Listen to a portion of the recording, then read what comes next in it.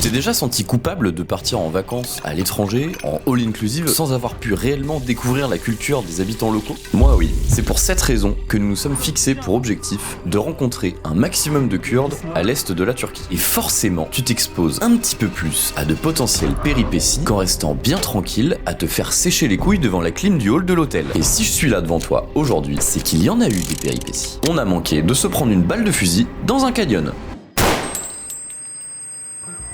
Encore une histoire de canyon, tu me diras. Ouais, t'as raison. Mais bon, on est à l'est de la Turquie, en août, il fait 49 degrés à l'ombre, autant te dire que ça devient juste indispensable de trouver des spots à proximité de points d'eau. Et c'est notre jour de chance. On est à 2 heures de route du lac de Van, une étendue d'eau de 3755 mètres carrés. Ça devrait aller pour se rafraîchir. Sauf que ça va pas se passer comme prévu. Évidemment. On est encore dans notre cratère de volcan, Nemrut Golu, sur le territoire des ours. Si t'as pas vu notre rencontre avec Papa Ours, qui a envoyé valdinguer notre campement, je te laisse rattraper ton retard. On est arrivé sur ce spot en empruntant une piste de sable, à sens unique, facile de descendre, impossible de remonter. Heureusement, on rejoint rapidement une route qui nous emmènera jusqu'en haut du cratère de volcan. En route pour le lac de Van, là-bas, on espère bien continuer notre quête, rencontrer des Kurdes et passer des moments avec eux. Le lac de Van, ou Van Golu, c'est un lac d'eau salée assez fat, 119 km de long et 3755 km². Situé à 1640 mètres d'altitude, c'est le plus grand lac de Turquie et le deuxième plus grand lac d'Asie de l'Ouest. Super! Sur le papier, ça a de la gueule. On arrive là-bas tout content, après 2 heures de route sans clim, à suer du sif. C'est l'heure de la baignade. L'eau est chaude, mais on a tout de suite un ressenti bizarre. On a l'impression de se baigner dans l'eau des pattes. L'eau est grasse. C'est pas foufou. Mais compte tenu de la chaleur qu'il fait, c'est clairement pas notre problème. Dans le doute, on se rince quand même à l'eau claire en sortant. Pour une fois, tout se passe bien. On prend le temps de rien branler et de se reposer. Et on a bien fait. L'heure tourne, il est maintenant 19h, le soleil est couché, on commence à se préparer à manger. Je fais un feu pour griller 2-3 merdouilles qui traînent dans la glacière. Quand tout à coup, des tonnes d'insectes rappliquent. Dès qu'on allume nos frontales, des nuées nous envahissent. On est donc contraint de se faire à bouffer dans le noir. Très honnêtement, j'en avais jamais vu autant. À un moment, je décide d'aller chercher une casserole dans le camion. J'allume ma lampe, je tourne la tête, le camion est recouvert d'insectes. Ça grouille, c'est l'enfer. Et il y en a aussi à l'intérieur du camion, sur le lit et au plafond. Beaucoup trop. On mange donc dans le noir, avec un lance-pierre, en prenant garde de ne pas avaler des pelletées d'insectes à chaque bouchée. Une fois le bidou rempli, on décide de sortir la tente pour dormir. Au moins, on aura une moustiquaire et on sera tranquille. Donc, petit conseil du poissard, démerde-toi pour avoir une moustiquaire dans ton van, ou à défaut, une tente pour dépanner. C'était la bonne décision du jour. On passe, ma foi, une très bonne nuit. Au petit matin, tous les insectes ont disparu comme par magie. On commence donc à programmer la journée autour d'un bon petit-déj. On se dit que si on veut rencontrer du monde, on n'a qu'à aller se balader à pied autour du lac, on devrait bien finir par tomber sur des petits pères. Ce matin-là, il y avait un petit peu de vent et une odeur assez désagréable venait se mêler à notre bol de miel pops marque repère. On ne l'a pas identifié tout de suite jusqu'à ce qu'on aperçoive des petits monsieur au bord de l'eau, à genre 400 mètres, en train de taper des pots de bêtes et de les nettoyer. Mais c'est bien sûr. L'eau grasse, les insectes et l'odeur. On s'est baigné dans une tannerie. Yes! C'est donc avec un système immunitaire mis à rude épreuve par la chair en décomposition diluée dans l'eau ainsi que les différents produits chimiques utilisés pour traiter les peaux que nous repartons le cœur conquis par ce fabuleux lac de Van, le point le plus à l'est de notre voyage. Ouais, on se casse, ouais. Franchement, la flemme de faire une coloc avec les insectes un soir de plus, on se dit qu'on va bien finir par trouver un spot cool sur lequel on peut rester un peu et rencontrer du monde. Sur la route, Morgane nous trouve un super spot dans un canyon, sur les rives du fleuve du Tigre, au sud de la ville de Batman. Et caviar sur le gâteau, il y a apparemment là-bas des bergers qui aiment bien les touristes. Ça semble être le compromis parfait. Un spot de zinzin, de l'eau pour se rafraîchir, et des locaux avec qui tailler le bout de gras. Alors, route à l'ouest. À partir de maintenant, chaque kilomètre nous rapproche de la maison. 3 heures de route plus tard, on arrive au spot. Et ça a vraiment de la gueule.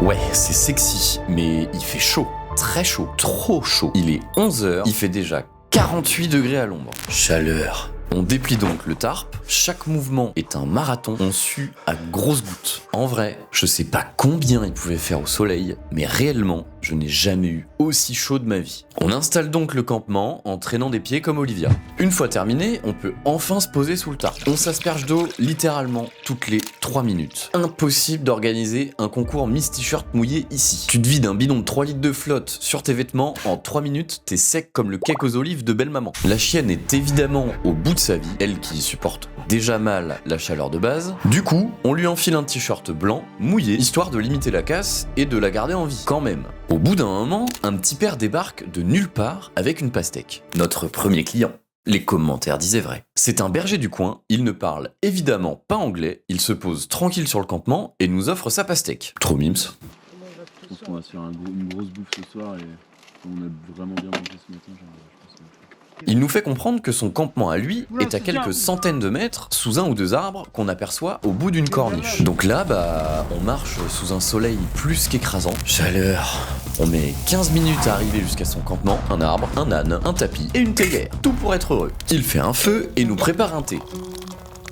On arrive tant bien que mal à se tenir à l'ombre sous le feuillage de l'arbre qui laisse quand même passer quelques rayons de la taille d'une pièce de 2 centimes qui te brûlent littéralement la peau. On végète pendant un moment, on papote un peu mais il n'est pas très bavard. Avec les mains, on arrive à se comprendre en gros, mais ça reste limité. En une après-midi, on aura quand même compris qu'il s'appelle Erez, il est agriculteur, il fait pousser des pastèques et des melons qu'il vend en ville avec sa fourgonnette édition poilu qui chie du crottin. Il doit avoir une bonne 60aine d'années, mais visiblement, il tient mieux la chaleur que nous. En milieu d'après-midi, on décide de le laisser tranquille et d'aller faire un plouf dans le canyon en bas. On le salue gracieusement et on l'invite à venir manger le soir au campement. Nous descendons les quelques dizaines de mètres de falaise jusqu'à arriver au bord de l'eau. Ni une ni deux, on plonge. L'eau est vraiment chaude, mais ça rafraîchit quand même un peu. À un moment, je décide de descendre en apnée, voir si j'aperçois le fond. L'eau est douce, pas de sel, donc moins de flottabilité.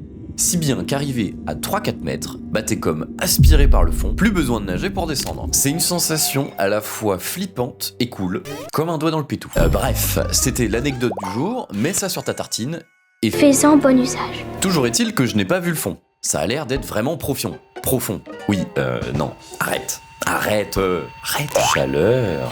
Au bout de quelques dizaines de minutes à barboter comme des connards, un autre petit monsieur vient lui aussi se baigner. Il s'appelle Sadek, il a une 30aine d'années et parle un bon anglais. On sympathise, je lui parle de mon exploit à la Guillaume Néry et rigole et me répond que c'est profond d'au moins 100 mètres. J'étais en fait bien loin du compte. Lui aussi, on l'invite à manger le soir au campement. Il est carrément chaud, donc c'est cool. On est super content. Pour l'instant, le plan se déroule comme sur des roulettes. On a déjà rencontré 2 types super, peut-être que ça n'est pas fini.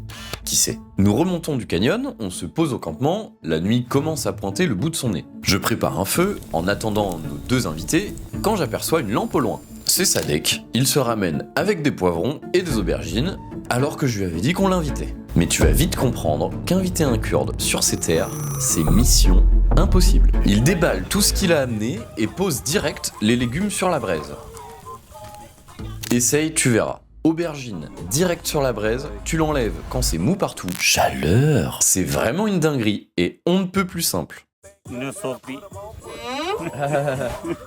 Salvi, you know? Yeah.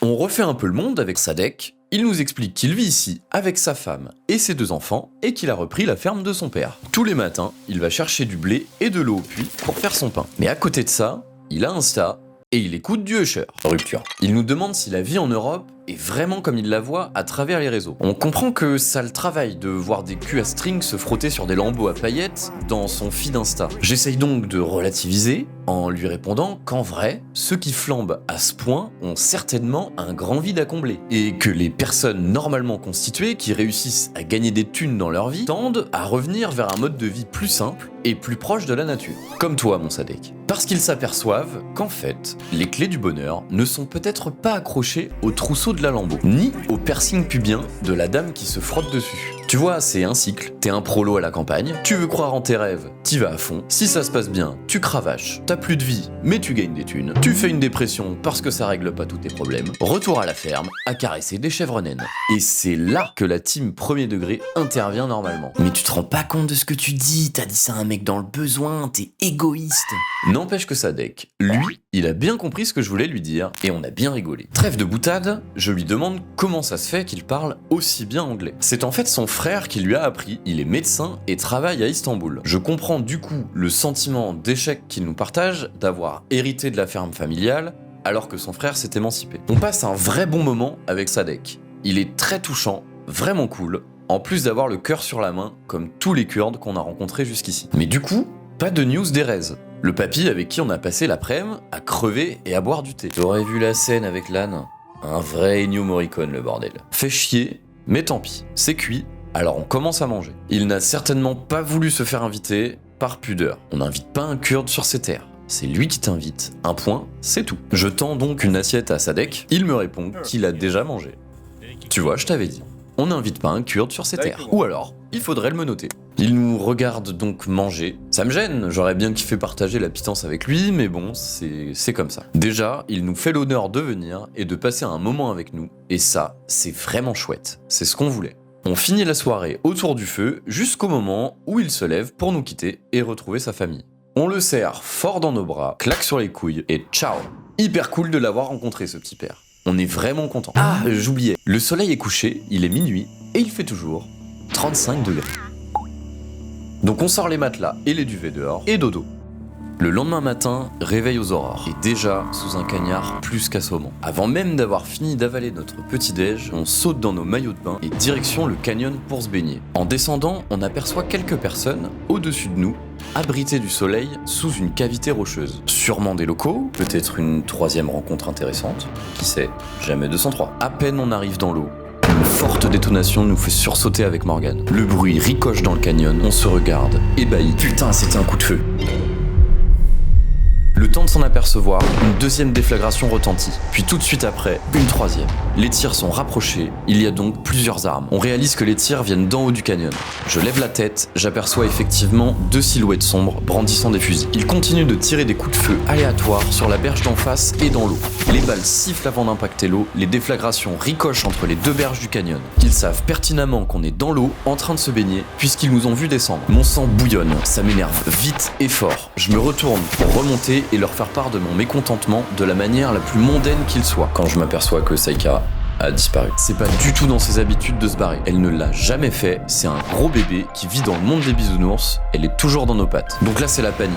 On remonte en haut du canyon, en trombe avec Morgane pour la retrouver. Je vais voir les gens, on oublie les modalités mondaines, je leur hurle d'arrêter de tirer. Ils me regardent avec des yeux de bœuf qui vont mourir comme si j'étais Gérard Depardieu. Ils ont enfin arrêté de tirer comme des consanguins de Texans, mais pas de temps à perdre, chaque minute compte. Il faut rapidement retrouver la chienne parce qu'il fait plus de 50 degrés au soleil, elle a dû partir pleine balle, elle n'a pas d'eau, et il y a un canyon avec une falaise à pic de 30 mètres. Morgane prend le camion pour ratisser les alentours. Mine de rien, Saïka court vite. Elle a eu le temps de faire de la distance. Pendant que je marche au bord du canyon, en essayant de m'enlever l'idée de voir la chienne écrasée 30 mètres plus bas. On cherche chacun de notre côté pendant 20 minutes, mais toujours aucune trace de Saïka. Je commence vraiment à subir la chaleur, j'ai la tête qui tourne et des vertiges. Il faut vraiment qu'on la retrouve très rapidement. Elle est réellement en danger. J'aperçois Morgane qui revient avec le camion. Une lueur d'espoir renaît en moi. J'espère qu'elle l'a retrouvée. Je ne pose même pas la question à Morgane quand je vois son regard derrière la fenêtre du camion. Là, ça devient critique. Je monte avec Morgane et on décide de pousser les recherches encore plus loin,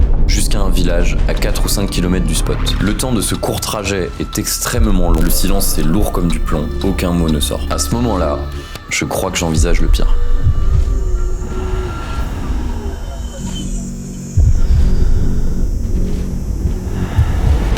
Elle est là. Morgane me sort de mes pensées. Elle a aperçu notre gros bébé, perdu, essoufflé, errant au milieu d'un terrain vague, en plein soleil. On saute du camion pour aller à sa rencontre. Elle est à bout de force. Ça faisait une bonne demi-heure qu'elle était en train de courir en plein cagnard. La pression retombe.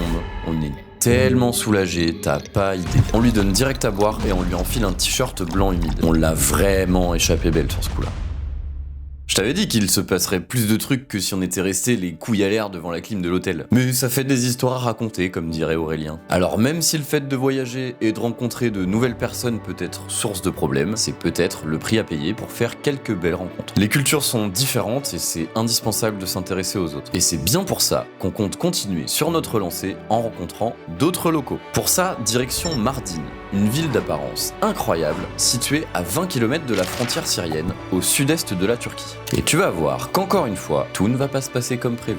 Les nerfs de Saïka, et par extension les nôtres, vont encore être mis à rude épreuve. Alors, rendez-vous dans le prochain épisode. Prenez soin de vous et des autres. Gros bisous!